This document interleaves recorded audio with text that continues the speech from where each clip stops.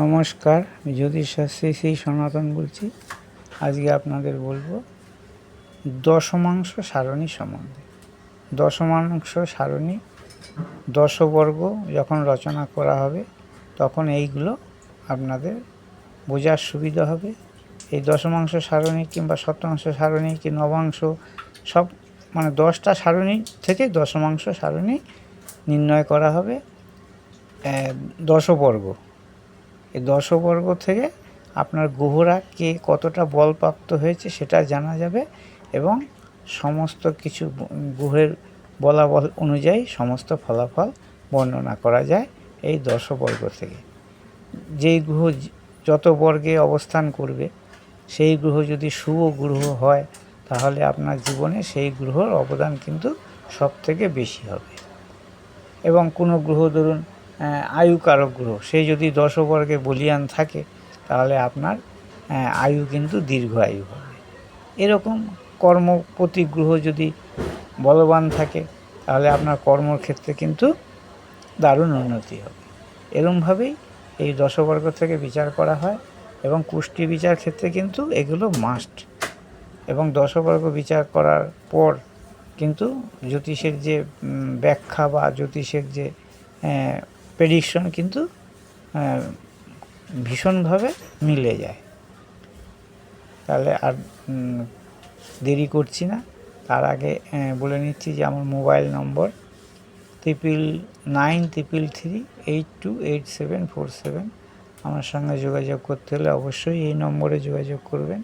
যে কোনো সমস্যা, সেটা শিক্ষা, বিবাহ, চাকরি, সরকারি চাকরি, পড়াশোনা, শিক্ষা, উচ্চশিক্ষা, বাস্তু, যে কোনো সমস্যা, বিবাহিক সমস্যা, ডিভোর্স হয়ে হবে কি হবে না, প্রেম সম্বন্ধে সমস্ত সমস্যা সমাধান করা হয় সঠিক মূল্যে, সঠিক উপায়। অন্যান্য জ্যোতিষীর মতো ভয় দেখিয়ে নয়, যেটা বলবো সঠিকভাবে এবং সঠিকভাবে বিচার হবে এবং সঠিক বস্তু দ্বারা আপনার সমস্যাগুলো সমাধান করা হবে। তাহলে আজকে আপনাদের জানাচ্ছি যে দশমাংশ সারণী কিভাবে নির্ণয় করবেন।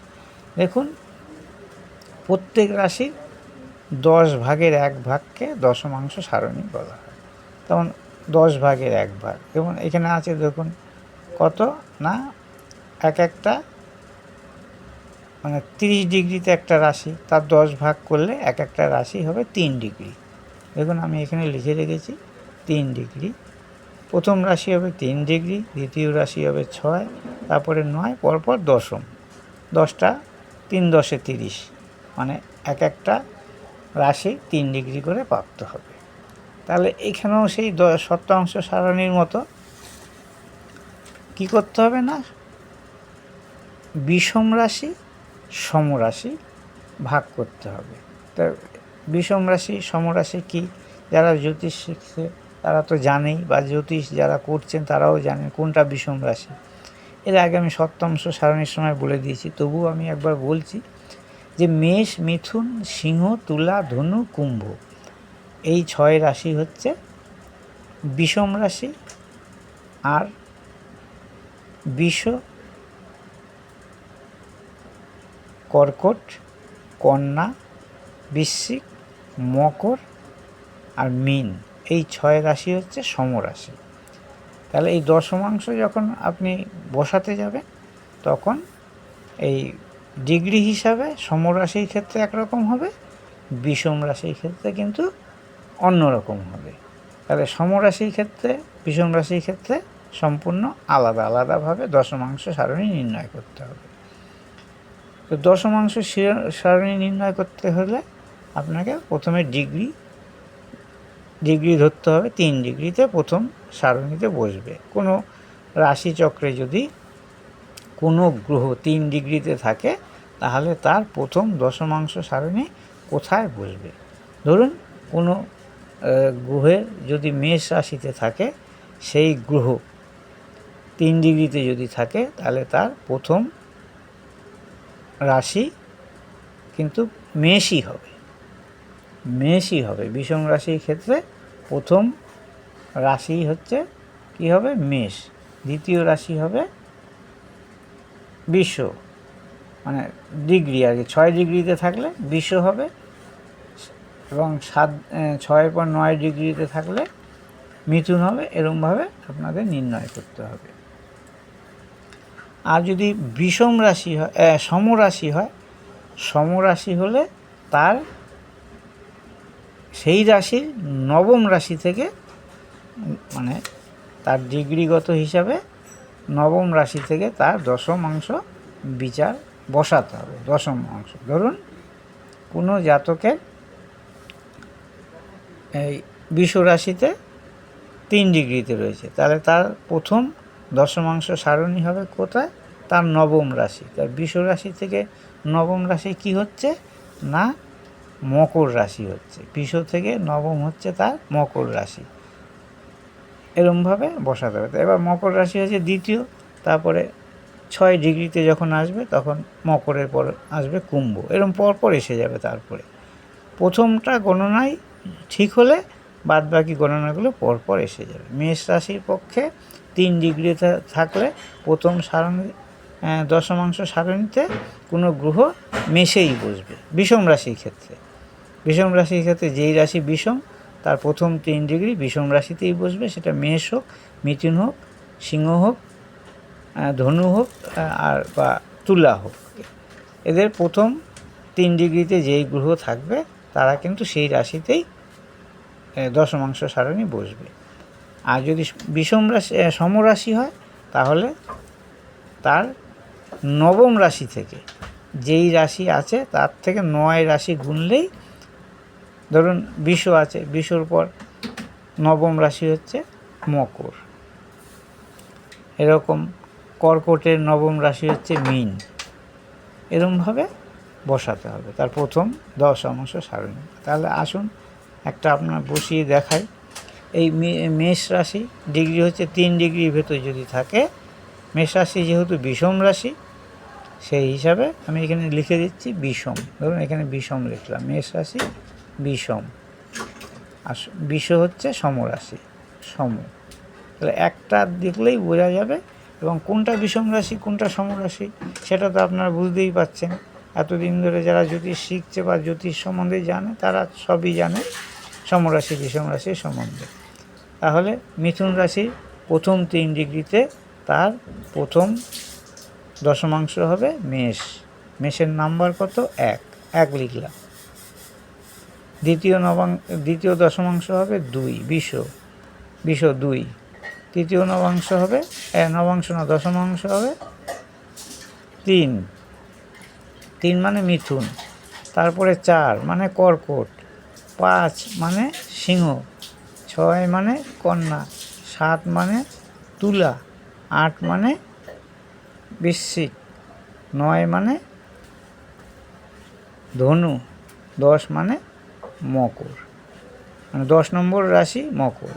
1 যদি মেষ হয় 10 নম্বর রাশি হবে তার মকর রাশি, আর 11 নম্বর কুম্ভ রাশি, 12 নম্বর মীন রাশি। এই দেখুন এই 12, 1 2 3 4 5 6 7 8 9 10 11 12। মেষ রাশি হচ্ছে 1 নম্বর রাশি।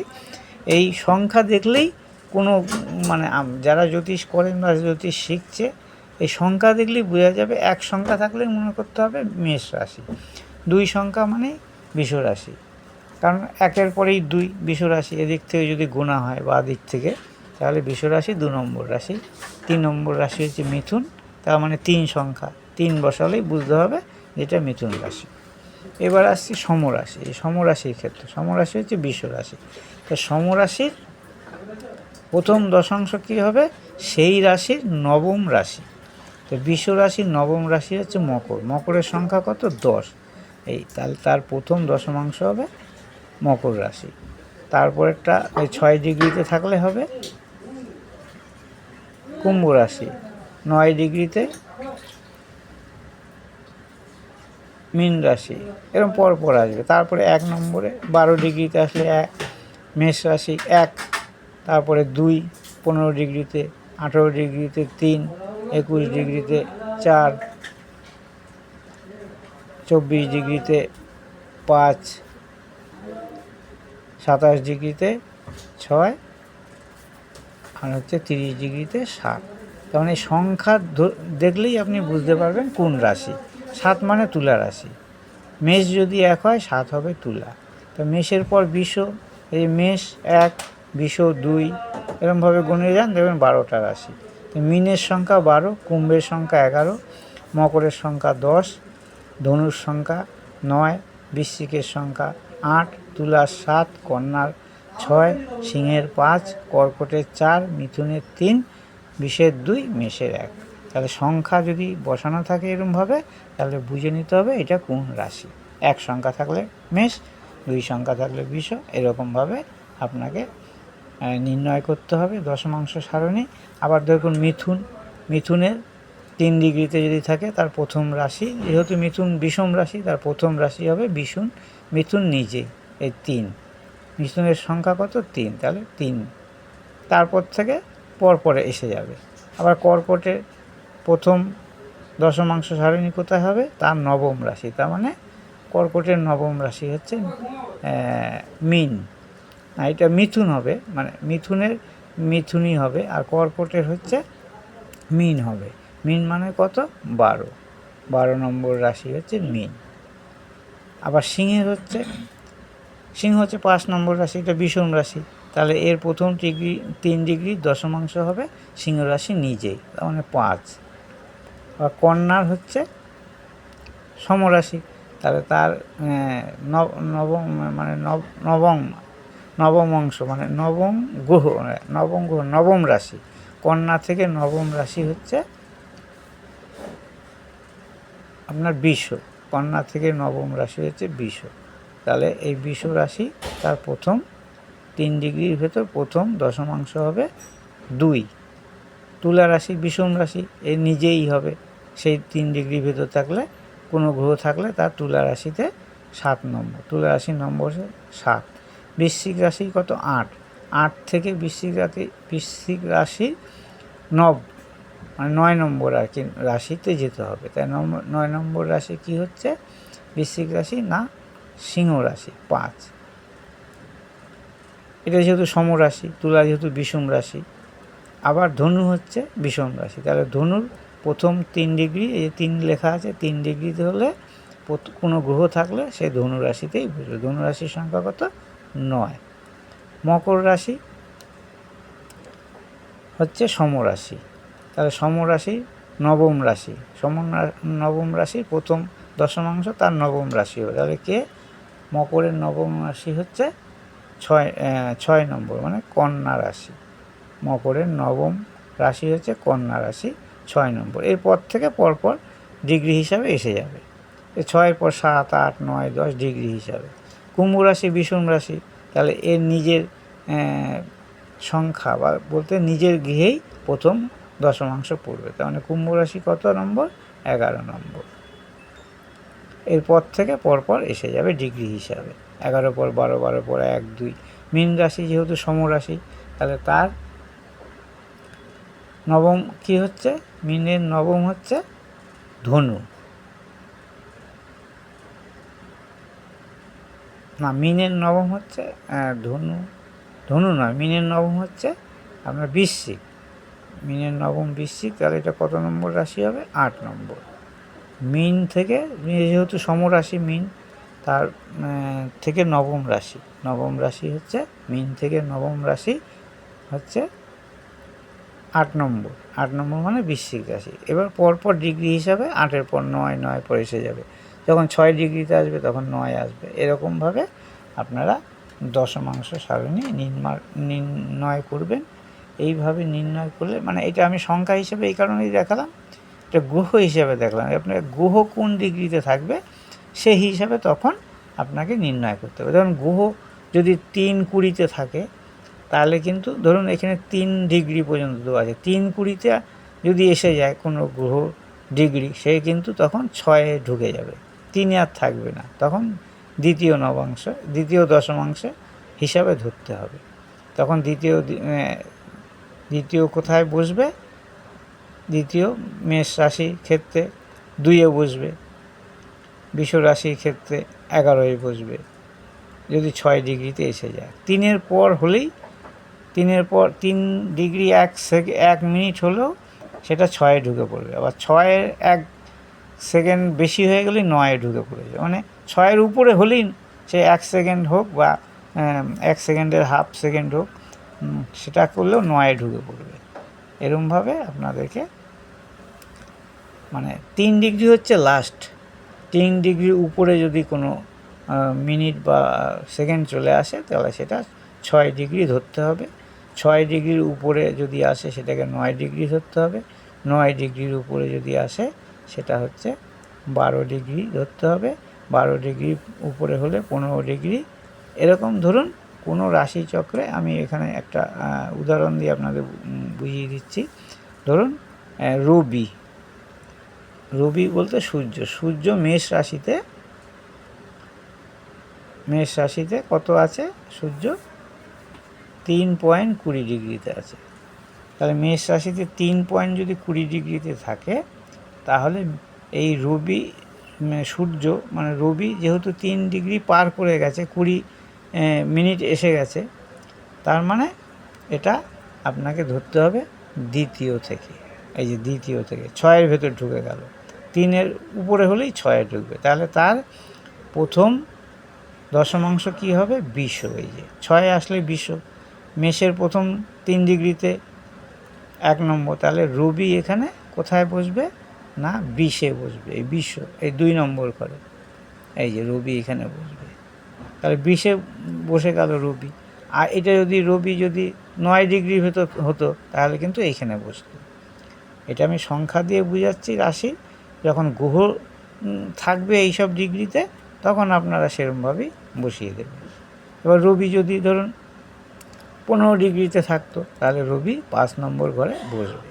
তার মানে রবি যদি 15 ডিগ্রিতে থাকে, মেষে যদি রবি 15 ডিগ্রিতে থাকে তাহলে 5 নম্বর ঘরে বসবে। দেখুন এই যে 15 ডিগ্রিতে 5 নম্বর, দেখি তাহলে 5 নম্বর ঘরে রবি নিজের ঘরে, মানে দশমাংশ সারণীতে রবি নিজের ঘরে অবস্থান করবে। তার মানে রবি এখানে প্রচুর শক্তিশালী, মানে রবি প্রচুর শক্তিশালী হবে। এইখানে যদি কারো রবি বসে, এই দশবর্গ যখন গণনা হবে তাহলে রবি যদি এই বর্গে নিজের বর্গে থাকে দশমাংশ সারণীতে, তাহলে রবি কিন্তু বর্গ বলে বলীয়ান হবে।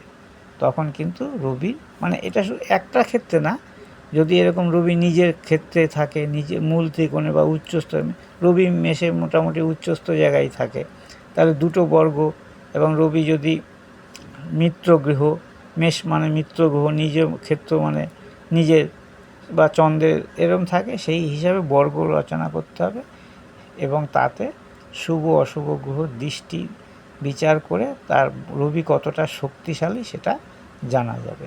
এবং সেই রবি শক্তিশালী যত বেশি হবে, ততই মানুষের জীবনে সরকারি চাকরি এবং মানুষের যে দৈহিক, পুরুষ হলে তাদের দৈহিক গঠনের যে আত্মার যে কারক রবি, তার আত্মা কিন্তু বিশুদ্ধ থাকবে, যেটাকে আমরা বলি সত্ত্বগুণী থাকবে, এবং সে সমস্ত কাজে কিন্তু এগিয়ে যেতে পারবে।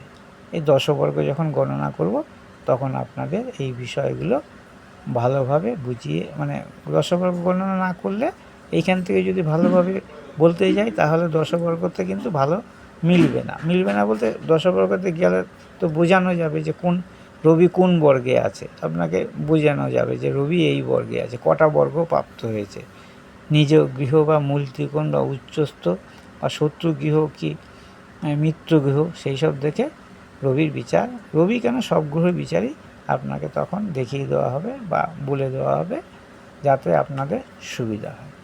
নমস্কার। আমার এই ভিডিওটা যদি ভালো লাগে অবশ্যই লাইক, শেয়ার, কমেন্ট করবেন। আমার মোবাইল নম্বর 9333828747, এবং যেতে একবার সাবস্ক্রাইব করে দিয়ে যাবেন যাতে নতুন ভিডিওগুলো আপনাদের কাছে তাড়াতাড়ি পৌঁছে যায়। নমস্কার।